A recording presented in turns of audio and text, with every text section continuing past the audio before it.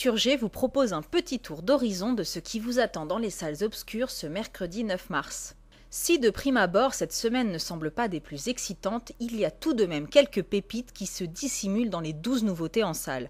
On frappe tout de suite très fort avec Fighter, le film multi-oscarisé grâce aux prestations de ses acteurs.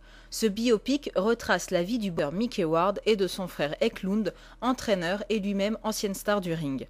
Le casting, composé de Mark Wahlberg, Christian Bale, Melissa Leo ou encore Amy Adams, avec la caution Oscar par-dessus, devrait vous suffire à prendre votre billet. Si vous n'êtes pas biopic, vous aurez toujours l'embarras du choix. Et mesdames, si vous avez encore du mal à faire entendre votre voix concernant la parité à la maison ou au boulot, je vous conseille d'emmener les machos de votre entourage voir We Want Sex Equality. Cette comédie britannique suit les péripéties d'une ouvrière qui est bien décidée à faire changer les choses dans son usine, favorisant quelque peu les hommes. Un film so British à ne pas manquer. Messieurs, si après cette séance vous ne voyez pas votre compagne d'un bon œil, vous pourrez toujours vous venger en la traînant voir le rite. Quoique, ici, pas sûr que vous ne vous en mordiez pas les doigts vous aussi.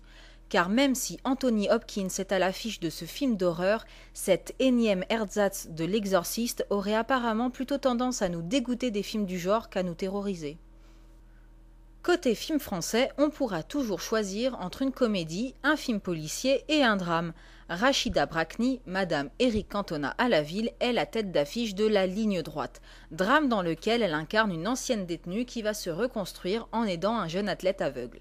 Un film qui va tout faire pour vous tirer une petite larme en prônant la possibilité d'une seconde chance à travers la solidarité et le sport. Côté comédie, Dominique Farrugia, l'ancien nul, réalise Le Marquis avec un duo de choc formé par Franck Dubosc et Richard Berry. Et bien là où on aurait pu craindre le pire, on est assez surpris de voir que la mayonnaise prend assez bien pour raconter cette histoire invraisemblable d'un petit VRP se faisant passer en prison pour un braqueur de génie afin que personne ne l'ennuie. Bon, malheureusement, tout va se compliquer quant à sa sortie de prison. Une bande de casseurs fait appel à lui pour réaliser un gros coup. Enfin, on termine comme on a commencé sur un film relatant des faits réels.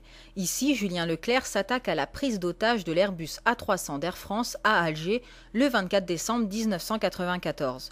Le récit de l'assaut se focalise sur la reconstitution de la préparation et donc de l'assaut du GIGN pour sauver les 227 personnes à bord de l'appareil.